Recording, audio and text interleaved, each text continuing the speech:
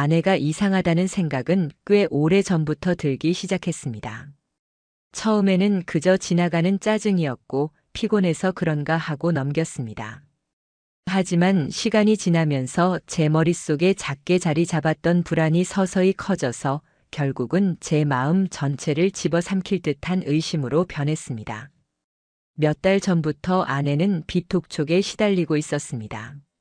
처음 들었을 때는 놀랐지만 정확히 말하면 저 몰래 대출을 받았고 그 대출이 연체되면서 독촉장이 날아오고 있었던 겁니다. 처음에는 저도 어느 정도 이해하려고 했습니다. 경기가 좋지 않고 생활비도 빠듯하니 순간적인 자금이 필요했을 수 있으니까요. 그러나 이상한 점이 있었습니다. 아내는 그 빚의 사용처를 절대 설명하려 하지 않았다는 겁니다. 급하게 필요해서 잠깐 썼어. 곧 갚을 수 있어. 말 안 한 건 미안한데 해결되면 이야기하려고 했어. 아내의 대답은 늘 비슷했습니다. 그 와중에도 생활 수준은 전혀 내려가지 않았습니다. 명품 화장품 매주 들어오는 택배, 미용실, 피부과 심지어 동네 엄마들 모임에도 빠짐없이 참석했고 거기서 밥값을 계산하고 온다는 소문까지 들었습니다. 그 이야기를 들었을 때 참 기가 막혔습니다. 아내는 평소에 체면을 아주 중요하게 여기는 사람이었습니다.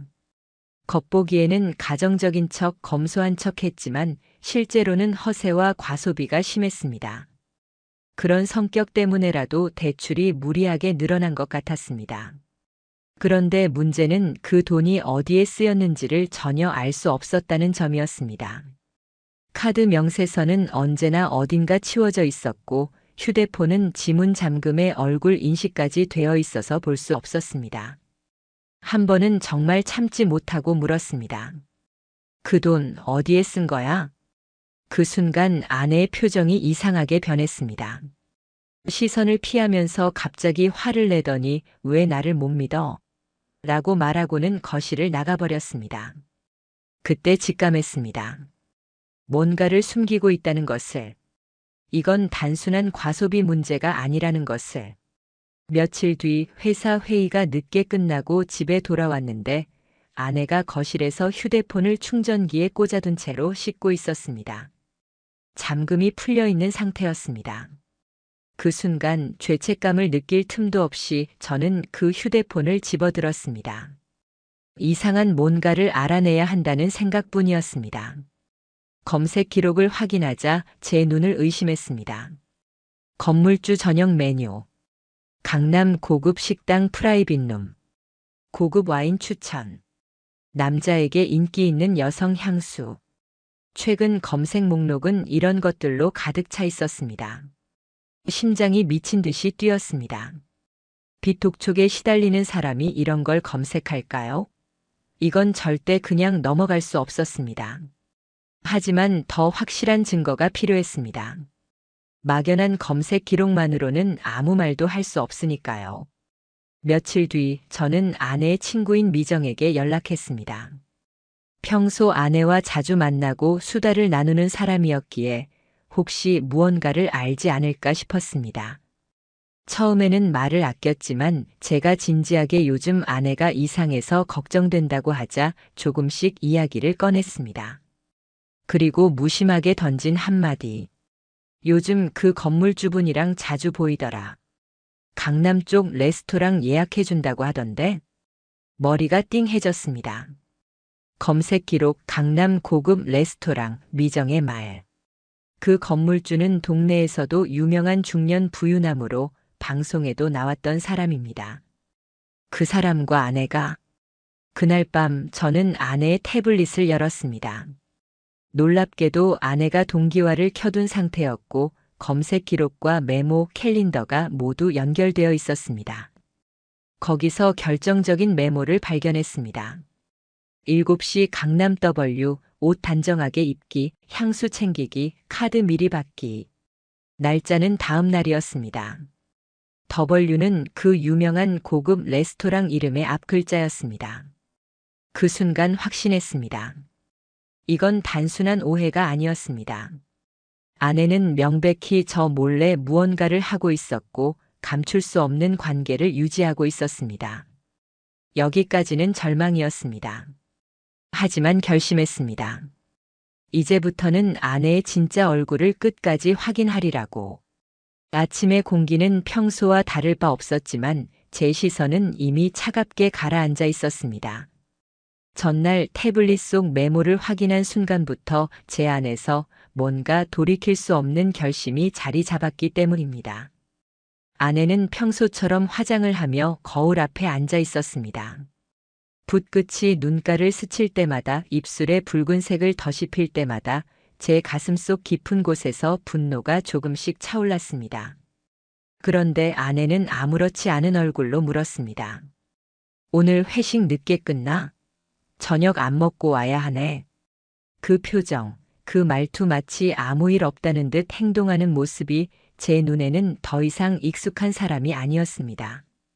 속은 부글부글 끓어올랐지만 저는 평정을 유지했습니다. 지금은 그 어떤 감정도 드러내서는 안 되기 때문이었습니다. 아내가 스스로 무너지도록 저는 충분히 기다릴 수 있었으니까요. 출근하자마자 저는 반차를 내기로 했습니다. 이유는 단순했습니다. 그날 저녁 아내가 메모에 기록해둔 약속 시간 7시 강남 W를 직접 확인하기 위해서였습니다. 강남 W 레스토랑을 검색했을 때 저는 제 눈을 의심했습니다. 코스 요리 하나에 수십만 원, 프라이빗룸 사용은 최소 2인 예약. 한 달 생활비를 생각하면 입이 떡 벌어지는 금액이었습니다.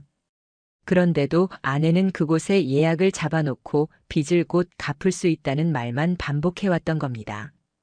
저녁 시간이 다가오자 전 긴장된 심장 박동을 느끼며 강남으로 향했습니다. 평일 저녁에 강남 거리는 늘 사람들로 붐볐지만 그날따라 온 세상이 느릿하게 흘러가는 듯 보였습니다. 저는 레스토랑 맞은편 작은 건물 옥상에 올라 망원 카메라를 설치했습니다. 만에 하나 제가 직접 눈으로 확인하지 못하면 제 스스로도 끝까지 확신하지 못했을 겁니다.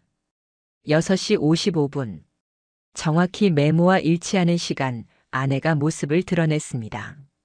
머리는 정성스럽게 말리고 고급스러운 원피스를 입은 채 손에는 명품 브랜드 쇼핑백을 들고 있었습니다. 그동안 제가 단 한 번도 본 적 없는 모습이었습니다. 그리고 그 옆에는 회색 재킷을 걸친 중년 남성이 있었습니다. 얼핏 낯이 익었는데 뉴스를 통해 몇 번이나 본 적이 있는 바로 그 건물주였습니다. 그 사람은 여유로운 미소를 지으며 아내의 손목을 가볍게 붙잡아 레스토랑 내부로 이끌었습니다. 심장이 요동쳤습니다. 제 눈앞에서 펼쳐지는 현실은 도저히 믿을 수 없는 장면이었습니다. 아내가 그 사람 팔짱을 끼고 걸어가는 모습에서 저는 이미 대답을 얻고 있었습니다. 이건 처음이 아니었습니다. 눈빛과 몸짓은 서로에게 낯설지 않았습니다. 저는 카메라 셔터를 누르며 그 장면들을 차곡차곡 담았습니다. 입구를 들어서는 모습, 대화를 나누며 웃는 얼굴, 그리고 살짝 손을 맞잡는 순간까지. 프라이빗룸 내부까지는 볼 수 없었지만 이미 충분했습니다. 이건 의심이 아니라 사실이었습니다. 레스토랑 건너편에서 한참을 서 있었지만 제 안에서는 이미 또 다른 계획이 진행되고 있었습니다. 단순히 현장을 확인하는 걸로는 부족했습니다. 저는 아내와 관련된 사람들을 찾아 더 많은 연결고리를 확보하기로 했습니다. 퇴근길에 아내와 같은 부서에서 일하는 세진을 만났습니다. 그 이름은 아내가 평소에도 자주 언급했습니다. 세진이랑 술 한잔 했다는 말을 늘 입에 달고 다녔기 때문이었습니다. 그래서 저는 조심스럽게 접근했습니다.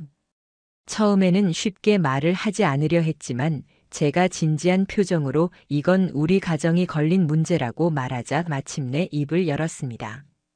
사실 그 남자가 아내분한테 종종 찾아왔어요. 회의 중에도 문자가 오면 자리를 비운 적이 많았고 택배 받아달라고도 했죠. 택배라니 무슨 택배 말씀이십니까? 향수니 고급 술 같은 게 적혀 있었어요. 직접 받지 않고 꼭 저한테 대신 받아달라고 하길래 그때부터 이상하다고 생각했어요. 그 말을 듣는 순간 퍼즐 조각 하나가 또 맞춰졌습니다. 아내 이름으로 배달된 택배들. 집에서 봤던 명품 화장품과 쇼핑백. 그 모든 것이 단순한 소비가 아니라 특정한 사람과 아내의 관계 속에서 오간 선물이었다는 사실 말입니다. 저는 이 이야기를 듣고 난 뒤 다시 아내의 친구 미정에게 연락했습니다. 이번에는 돌려 묻지 않았습니다. 언제부터 아내와 그 사람이 만난 거야? 처음에는 망설이던 미정도 결국 말했습니다. 동네 카페에서 처음 만났다고 해. 아내 카드가 안 긁혀서 난처해하고 있었는데 그 건물주라는 사람이 대신 계산해줬대. 그때부터 자연스럽게 연락을 이어가더라고. 그 순간 이해가 됐습니다. 처음엔 단순한 호의였을지 모릅니다. 하지만 아내는 빠져나오지 않았습니다. 아니, 빠져나올 생각조차 하지 않았던 겁니다. 돈과 선물, 명품과 고급 레스토랑. 그 모든 게 아내의 허영심을 자극했고 결국은 저와 가정을 배신하게 만든 겁니다. 저는 다시 한번 결심했습니다. 이제는 확실히 해야 한다고. 증거는 이미 차고 넘쳤습니다. 그러나 그것만으로는 부족했습니다. 아내와 그 남자 두 사람 모두 제가 당한 만큼 느끼게 만들어야 했습니다. 이것은 단순한 복수가 아니라 제 삶을 지키는 방식이었습니다. 집으로 돌아오는 길 제 발걸음은 낯설게 가벼웠습니다. 동시에 가슴 깊은 곳에서는 싸늘한 분노가 꺼지지 않고 타올랐습니다. 이제 더는 물러서지 않을 것이었습니다. 방 안은 어둠에 잠겨 있었고 저 혼자 탁자 위에 작은 스탠드 불빛만 켜둔 채 자료들을 펼쳐놓고 있었습니다. 침착해지려고 애쓰며 하나하나 꺼내어 정리했습니다. 지금껏 모은 것들은 단순한 의심을 넘어 돌이킬 수 없는 사실들의 기록이었습니다. 레스토랑 앞에서 찍은 사진들, 아내가 태블릿에 남긴 메모, 검색 기록의 흔적들, 동료와 친구들의 증언. 그리고 집으로 배달되던 이상한 택배 내역까지. 서류와 사진, 증언들을 일자별로 분류해 놓으니 마치 거대한 퍼즐을 맞추는 기분이었습니다. 처음엔 의심, 그 다음은 불안, 그리고 지금은 차가운 확신. 퍼즐 조각이 맞을수록 제 삶이 산산조각 나는 것을 눈으로 확인하는 듯 했지만 이상하게도 그 고통 속에서 오히려 마음은 선명해졌습니다. 더 이상 흔들릴 수 없었기 때문입니다. 그렇게 정리하던 도중 뜻밖의 사실이 또 드러났습니다. 아내 명의로 된 계좌가 하나 더 있었던 겁니다. 며칠 전 아내가 공용 태블릿으로 은행 업무를 보다가 로그아웃을 깜빡한 적이 있었는데 그대로 남아있던 접속 정보를 통해 계좌 목록에 접근하게 됐습니다. 처음 보는 계좌였습니다. 내용을 열어보니 기이하리만큼 규칙적인 흐름이 눈에 들어왔습니다. 3주마다 일정한 날짜에 항상 같은 금액. 500만 원씩 입금이 되고 며칠 안에 현금 인출로 사라지고 있었습니다. 보낸 사람은 모두 동일한 이름이었고 그 이름은 제가 익히 알고 있는 그 건물주의 법인명이었습니다. 손끝에서 떨림이 전해졌습니다. 단순한 만남, 단순한 선물. 그 정도라면 차라리 감정적 배신으로 여길 수 있었을지 모릅니다. 하지만 돈이 오갔다는 건 그 모든 관계의 본질이 훨씬 더 추악하다는 걸 증명하는 증거였습니다. 정이 아니라 거래. 호감이 아니라 계약. 아내는 제 신뢰와 가정을 누군가의 돈과 맞바꾼 겁니다. 머리가 쿵 내려앉는 듯 어지러웠습니다. 차갑고 날카로운 감정이 온몸을 꽉 조였습니다. 그러나 겉으로는 어떤 흔적도 보여선 안 됐습니다. 아내는 여전히 제가 아무것도 모른다고 여겼고 저는 끝까지 그렇게 행동해야 했습니다. 그래야 계획을 밀어붙일 수 있었으니까요. 그 주말 아내가 친구들과 쇼핑을 간다며 집을 비운 사이 저는 한 가지 결정을 내렸습니다. 이 현실을 저 혼자만 짊어질 수는 없었습니다. 최소한의 진실은 반드시 가족이 알아야 했습니다. 그래서 바로 장인어른 댁으로 향했습니다. 장인어른과 장모님은 늘 저를 따뜻하게 대해주셨습니다. 아내는 부모님 앞에서 실수하거나 약한 모습을 보이는 것을 극도로 싫어했지만 지금은 반드시 그분들이 무엇이 일어나고 있는지 아셔야 했습니다. 문을 열고 맞아주시는 장인어른의 웃음은 평소처럼 인자했지만 제 입술에서 흘러나온 이야기는 그 웃음을 서서히 무너뜨렸습니다. 저는 침착하게 모든 사실을 털어놓았습니다. 아내가 빚을 숨긴 것부터 시작해 건물주와의 만남, 선물들의 흔적, 계좌 거래 내역까지. 처음에는 전혀 믿으려 하지 않으셨습니다. 딸이 그런 일을 한다는 걸 어떻게 쉽게 믿을 수 있겠습니까? 그러나 제가 준비했던 자료들을 하나하나 내밀자 장인어른의 눈빛은 얼어붙어 갔습니다. 레스토랑에서 찍힌 사진, 태블릿 속 메모, 계좌 내역, 선물 포장지들. 장모님은 그 자리에서 입을 틀어막고 눈물을 흘리셨습니다. 잠시 침묵 끝에 장인어른이 낮은 목소리로 말씀하셨습니다. 내가 직접 말하마. 내가 나설 필요는 없어. 그 한마디에서 느껴지는 무게는 제 예상보다 훨씬 더 컸습니다. 가장 아끼던 딸이 배신과 추락의 길로 가고 있다는 걸 아버지가 스스로 확인하고 나서 끌어안으려는 순간이었으니까요. 그날 저녁 아내는 집에 돌아와 아무렇지 않다는 듯 웃으며 말했습니다. 엄마가 저녁 먹자고 해서 잠깐 다녀왔어. 당신도 같이 가지 그랬지. 그 익숙한 표정과 말투가 지금은 역겹게만 느껴졌습니다. 전 아무 말도 하지 않고 방으로 들어갔습니다. 다음 날 아내는 조금 불안한 기색을 보였습니다. 아마 장인어른이 불러 중요한 이야기를 하겠다고 했기 때문이었겠죠. 몇 시간 후 장인어른의 전화가 울렸습니다. 내 말이 모두 맞았다. 본인 입으로 다 인정했어. 이젠 널 믿고 맡기마. 그 순간 두 가지 감정이 교차했습니다. 하나는 분노. 다른 하나는 싸늘하게 식은 계획의 의지. 그날 밤 저는 어릴 적부터 함께했던 친구 진우를 만났습니다. 그는 광고 회사에 다니면서 프리랜서로 영상 편집도 했고 무엇보다 입이 무거운 사람이었습니다. 저는 그동안 모은 모든 자료들을 그에게 건넸습니다. 이걸로 영상 하나 만들어줘. 절대 온라인에 공개하지 않고 내가 직접 쓸 일이 있을 거야. 진우는 이유를 묻지 않았습니다. 몇 분짜리면 돼? 딱 3분. 임팩트 있게. 며칠 후 압축된 3분짜리 영상이 완성됐습니다. 그 안에는 검색 기록, 메모, 계좌 내역, 사진, 증언이 시간 순서대로 이어졌습니다. 배경음악은 없었고 단지 날짜와 팩트만으로 무자비하게 사실을 드러내는 구성. 그 영상을 USB에 담아 저는 건물주의 사무실로 찾아갔습니다. 비서에게 제 이름을 전하고 들어서자 그는 처음 보는 사람이 온 듯한 시선을 보냈습니다. 하지만 제 이름을 듣자마자 금세 낯빛이 변했습니다. 저는 침착하게 책상 위에 USB를 내려놓았습니다. 이 영상 보시고 앞으로 제 아내와 관련해 더 이상 어떤 접촉도 없길 바랍니다. 말씀드리지만 법적으로도 대응할 준비가 돼 있습니다. 그는 비웃듯 말했습니다. 이런 거 처음이 아니라서요. 순간 제 속에서 불이 치밀었지만 감정을 드러내지 않았습니다. 대신 차갑게 말했습니다.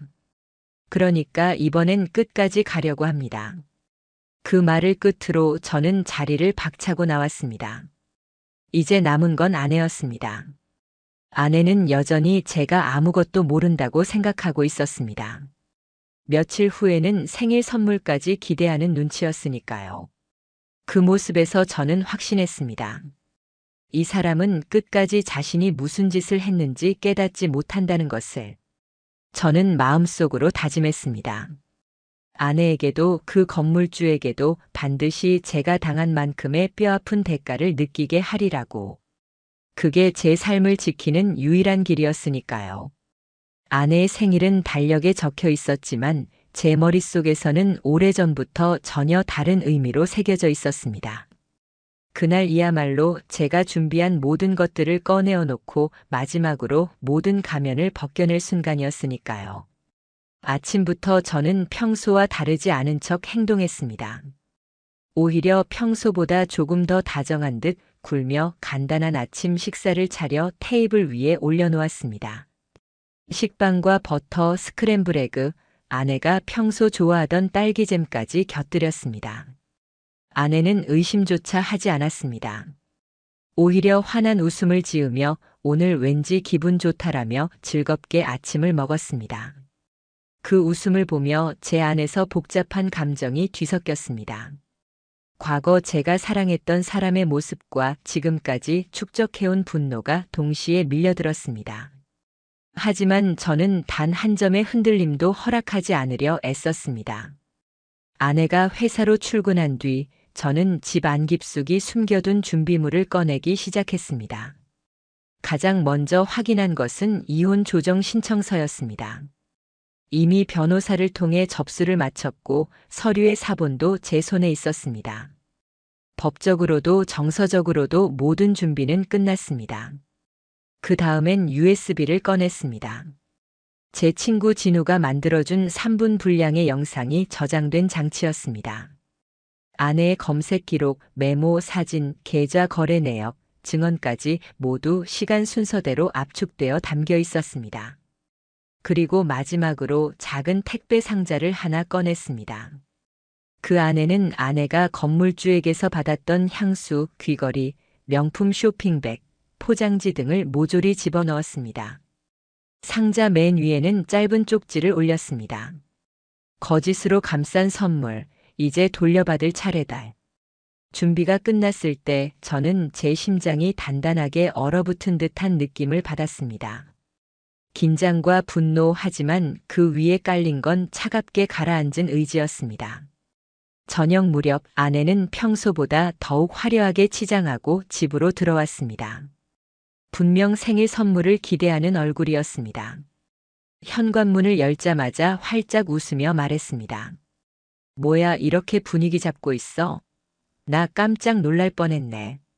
서프라이즈야? 거실 테이블 위에는 조용히 놓여있는 봉투와 상자, 그리고 옆에 앉아있는 저만이 있을 뿐이었습니다.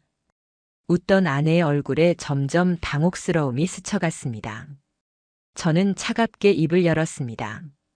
앉아. 오늘 얘기는 장난이 아니니까. 아내는 긴장된 표정으로 자리에 앉았습니다. 먼저 봉투를 열더니 이혼 조정 신청서가 제일 위에 있었습니다. 순간 표정이 얼어붙었습니다. 이어서 USB를 꺼냈습니다. 저는 아무 말 없이 그것을 TV에 연결했습니다. 세상에서 가장 무거운 정적이 흘렀습니다. 영상은 시작부터 잔인할 정도로 차갑고 사실적이었습니다. 검색 기록, 메모, 강남 레스토랑 앞에서 그 남자와 걸어가는 장면, 계좌 내역이 차례대로 화면에 떠올랐습니다. 회사 동료의 증언 목소리도 짧게 편집되어 들어가 있었습니다. 배경음악은 단 하나도 없었고 날짜와 증거만이 무표정하게 화면을 채웠습니다. 영상이 흘러가는 3분 동안 아내는 단 한마디도 하지 못했습니다. 그 얼굴은 순식간에 창백해졌고 손끝은 덜덜 떨렸습니다. 영상이 끝난 후에도 긴 침묵이 이어졌습니다. 저는 천천히 상자를 밀어주며 말했습니다. 그건 내가 받은 것들이다. 하나도 내 자리에 있지 않아. 다 돌려줘야지. 아내는 입술을 떨며 무언가 말하려 했지만 제대로 된 소리를 내지 못했습니다. 눈치는 이미 전부 드러났다는 걸 깨달은 듯 했습니다. 그때 현관 초인종이 울렸습니다.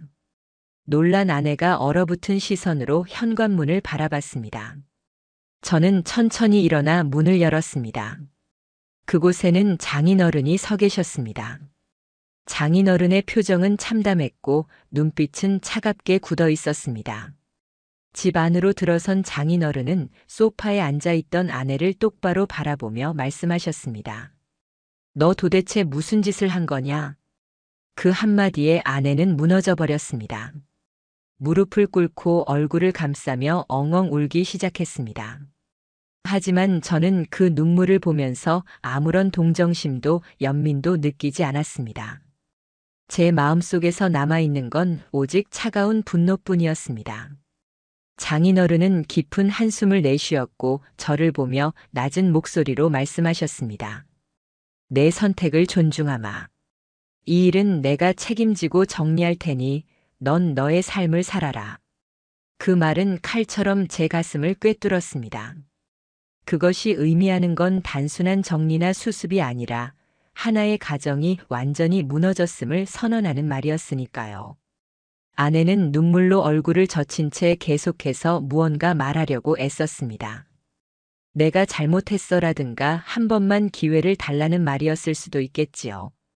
그러나 그 모든 변명은 이미 제 귀에 닿기도 전에 무의미했습니다.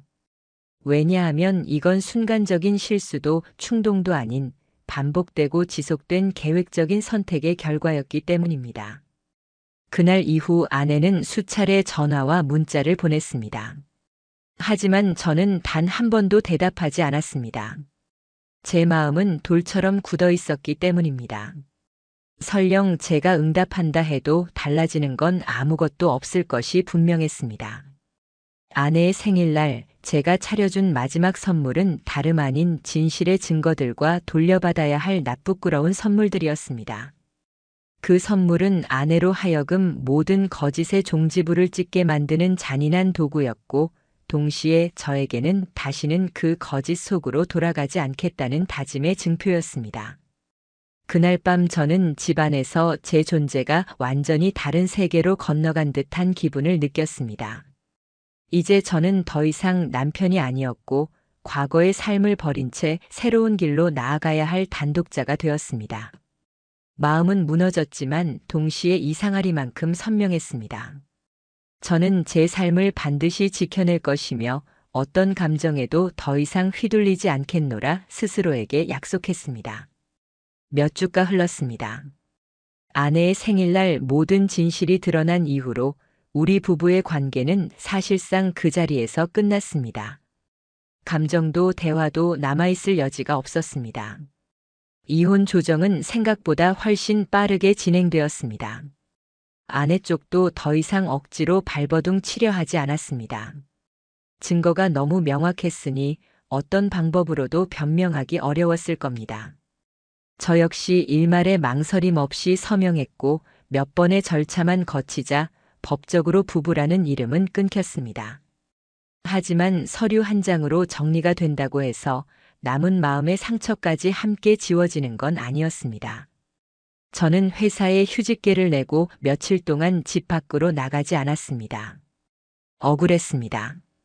잘못한 것도 없는 제가 왜 이렇게 무너져야 하고 상처받아야 하는 건지 도무지 받아들일 수가 없었습니다. 하루에도 몇 번씩 가슴속에서 억울함이 차올랐고 목이 조여오는 느낌에 숨이 막히곤 했습니다. 견딜 수 없어서 정신과 상담을 찾기도 했습니다. 의사는 시간이 약이 될 것이라고 했지만 그 말을 믿기엔 제 분노와 상처가 너무 생생했습니다. 그런데 그 무거운 시간들 속에서 뜻밖의 연락이 찾아왔습니다. 아내가 다니던 직장의 상사라는 분이었습니다. 낯선 이름이었기에 처음엔 굉장히 의아했지만 목소리 끝에 망설임이 담겨 있었습니다. 그는 조심스레 저를 만나고 싶다고 했습니다. 실례가 된다면 죄송하지만 직접 이야기해야 할 부분이 있습니다. 그 말에서 저는 뭔가 심상치 않은 낌새를 느꼈습니다. 근처 카페에서 마주 앉은 그는 조용히 눈치를 살핀 후 입을 열었습니다. 사실 요즘 아내분이 회사에서 문제가 좀 있었습니다. 회의 중에도 멍하니 있거나 자주 실수를 하고 통화를 하고 나서는 몰래 화장실에 들어가서 우는 모습을 몇 번이나 봤습니다. 저는 무덤덤하게 듣고 있었습니다. 이미 다 끝난 일이었으니까요. 아내가 어떤 상태에 있든 그것이 제게 다시 감정을 불러일으키진 않았습니다. 하지만 이어진 그의 말은 예상치 못한 폭탄 같았습니다. 그 남자 건물주라는 사람 말입니다. 지금 회사 내부에서 고발을 당해 조사를 받고 있습니다. 순간 뒷목을 잡히는 듯한 어지러움이 느껴졌습니다. 그는 말을 이어갔습니다. 건물주는 자신의 법인을 이용해 사적인 유흥비와 선물 구입을 회사 비용으로 처리하고 있었고 그 과정에서 아내에게 건네진 향수와 귀걸이, 고급 식사 비용 같은 것들이 고스란히 적발되었다는 겁니다. 현재 세무감사와 내부 조사까지 이어지면서 그 회사 전체가 흔들리고 있다는 이야기였습니다. 저는 한동안 말이 나오지 않았습니다. 아내가 함께 얽혔던 그 사람이, 그렇게 잘난 체하며 모든 걸 쥐고 있다고 믿었던 그 사람이 결국 스스로 무너지고 있다는 사실. 그 소식은 묘한 안도감을 주면서도 허탈함을 안겨주었습니다. 그 상사는 마지막에 이렇게 말했습니다. 그 여자가 당신 아내였다는 걸 나중에야 알았습니다. 괜히 마음이 무거워서 그래도 당신한테 알려야 하는 게 맞다고 생각했습니다. 집으로 돌아온 뒤 저는 며칠 동안 아내가 보냈던 연락들을 다시 열어보기 시작했습니다. 그동안 단 한 번도 읽지 않고 지워왔던 수십 개의 문자 메시지, 부재중 통화 기록이 눈에 들어왔습니다. 그 안에는 떨리는 마음으로 쓴 듯한 문장들이 이어져 있었습니다. 내가 미쳤었나 봐. 한 번만 더 기회를 줄 수 없어. 그 사람도 지금 다 무너지고 있어. 나도 잃은 게 너무 많아. 당신이 나를 버리면 난 진짜 아무것도 없어. 한동안 휴대폰을 들여다보다가 이내 다시 전원을 꺼버렸습니다. 아무것도 없는 사람이 된 건 저도 아니고 그녀 본인이었습니다. 그리고 그것은 오롯이 아내 스스로가 선택한 결과였습니다. 며칠 후 최종적으로 이혼이 성립되었습니다. 법적 절차가 모두 끝나자 저는 모든 짐을 정리해 이사를 결심했습니다. 이 집도 이 동네도 그 기억도 더는 남아있어서는 안 됐습니다. 새로운 도시, 아는 사람 하나 없는 곳으로 향했습니다. 혼자가 되더라도 다시 시작하는 게 지금의 저에겐 가장 필요하고도 중요한 선택이었습니다. 이사를 마친 후 저는 새로운 직장을 구했습니다. 일을 시작하면서 조금씩 일상에 몰입하다 보니 그간 남아있던 분노와 상처도 길고 천천히 옅어져 갔습니다. 물론 완전히 사라진 건 아니었습니다. 아직도 과거를 떠올리면 가슴이 저미는 순간들이 찾아왔지만 최소한 무너져 있는 느낌에서 벗어나고 있다는 걸 느꼈습니다.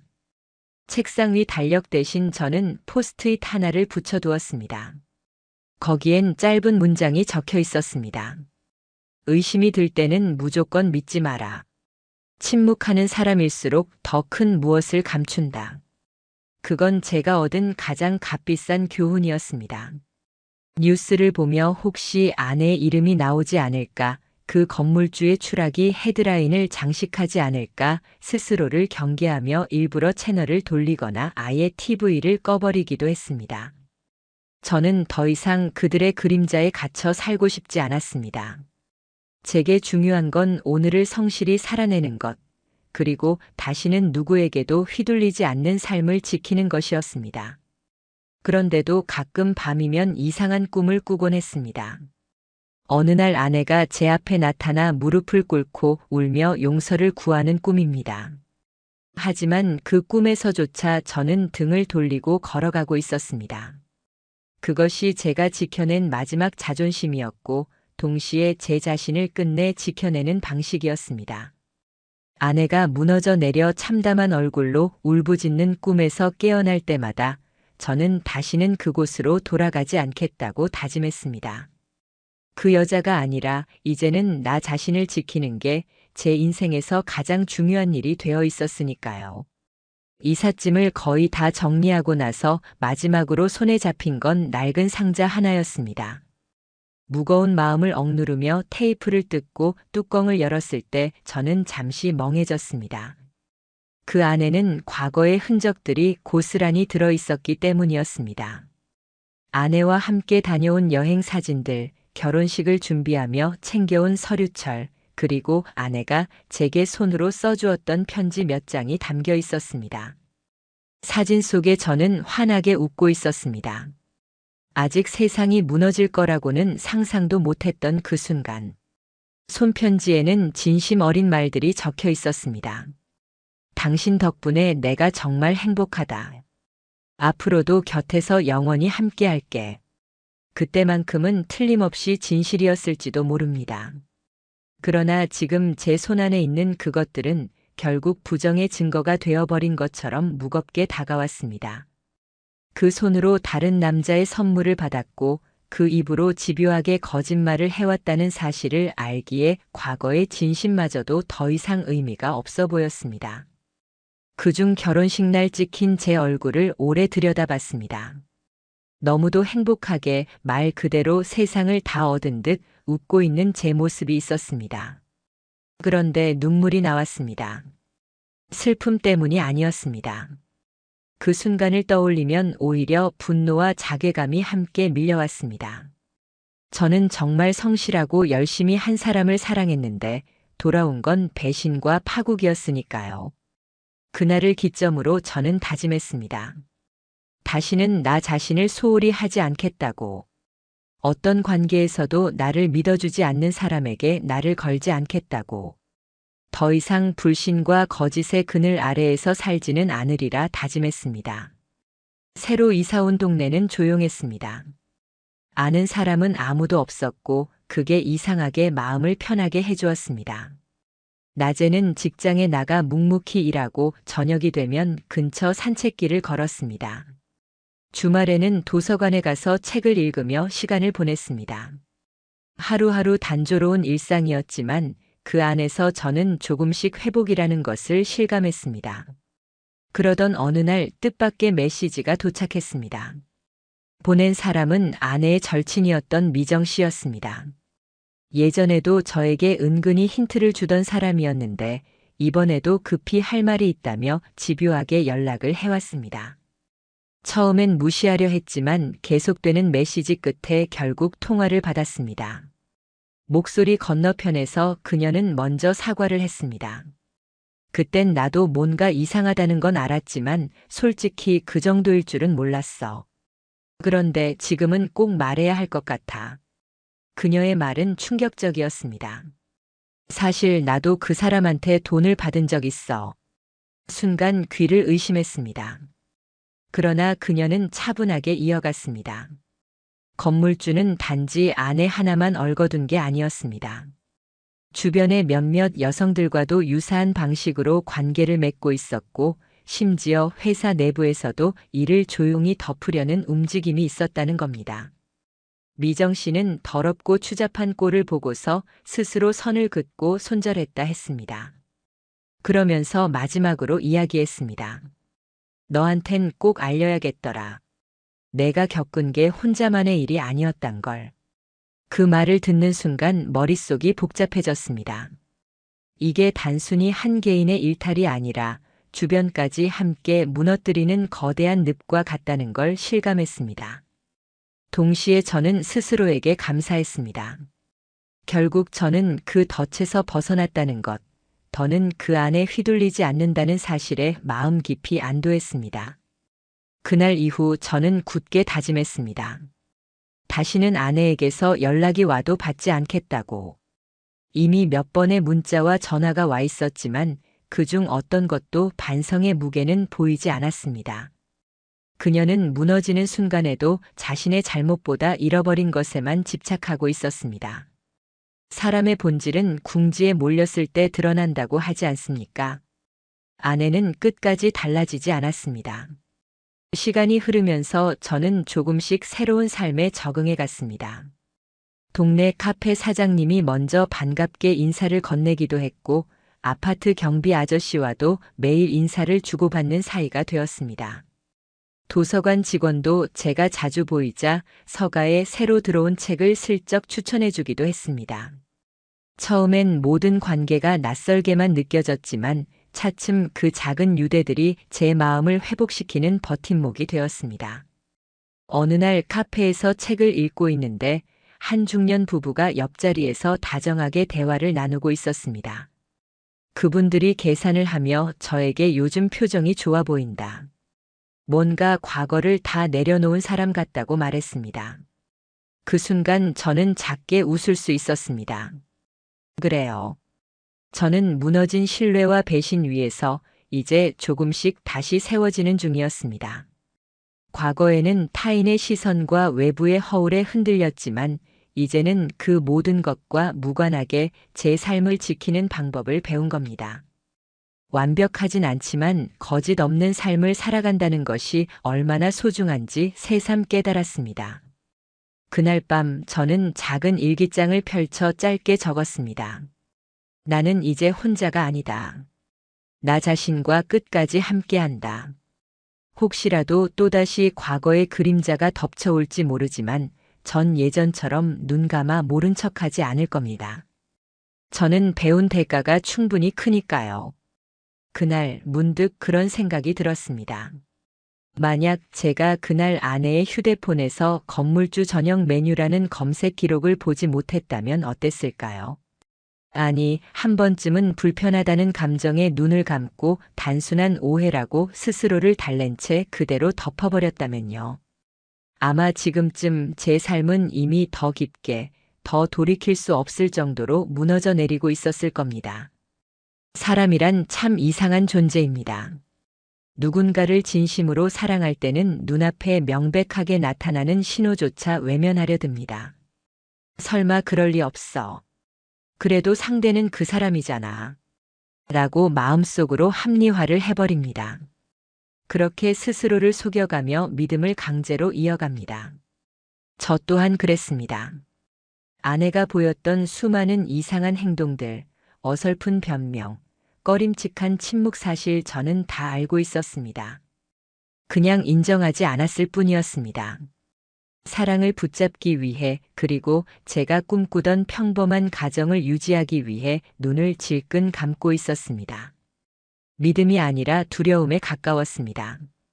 사랑한다는 이유로 혹은 사랑한다고 스스로를 세뇌하면서 저는 이미 오래전부터 진실 앞에서 고개를 돌리고 있었습니다. 하지만 이제는 분명히 말할 수 있습니다. 사랑보다 앞서야 하는 건 자기 자신이라고. 진정한 사랑이라면 나를 지켜주어야지 나를 파괴해서는 안 됩니다. 그 사랑이 내 삶을 갉아먹는 독이 되기 시작했다면 그것은 더 이상 사랑일 수 없습니다. 저는 너무 뒤늦게 깨달았지만 결국 값비싼 대가를 치르고서라도 얻어낸 교훈이었습니다. 새로운 곳에서의 생활은 단조롭지만 고요했습니다. 여전히 아침이면 출근 준비를 하고 저녁에는 낯선 거리의 가로등 불빛을 바라보며 걸었습니다. 주말이면 도서관에 들러 한참을 책 속에 파묻혔습니다. 그리고 가장 달라진 건 매일 밤 일기를 쓰는 습관이었습니다. 누구도 보지 않을 그 일기장 속에 저는 날 것 그대로의 마음을 적어내렸습니다. 과거의 저를 껴안아 주듯 무너져 있던 제 자신을 쓰다듬듯 글을 이어갔습니다. 가끔은 이런 생각도 들었습니다. 누구나 실수하고 배신당하고 속기도 한다는 것을. 하지만 그 끝에서 무너져 버릴지 아니면 다시 일어서 나아갈지는 전적으로 자기 자신에게 달려있다는 것을요.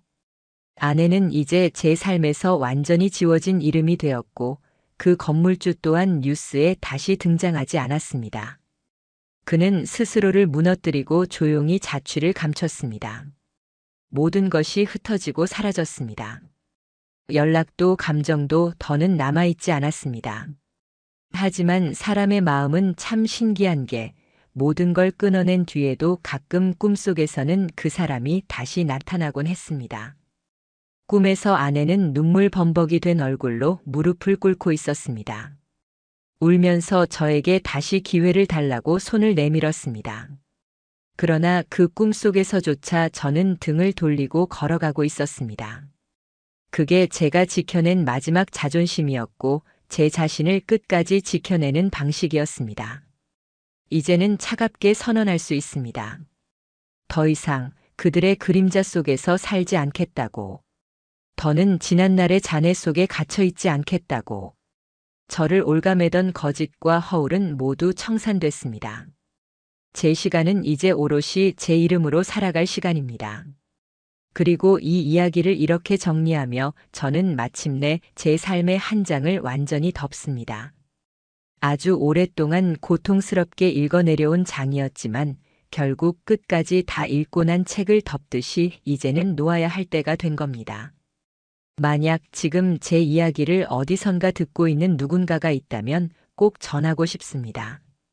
당신은 누구의 사랑보다도 당신 자신의 존재가 더 소중하다는 걸 절대 잊지 마세요.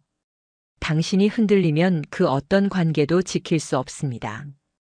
진실한 관계는 서로를 보호해야지 한쪽만을 무너뜨려서는 안 됩니다. 저는 이제 제 이름으로 살아갑니다. 더 이상 사랑이라는 말에 스스로를 속이지 않을 겁니다. 제 삶을 파괴하는 사랑은 사랑이 아니니까요. 그리고 오늘도 저는 일기장 한 켠에 작은 문장을 적습니다. 나는 나를 지킬 것이다. 어떤 기억도 어떤 그림자도 이제는 날 꺾을 수 없다.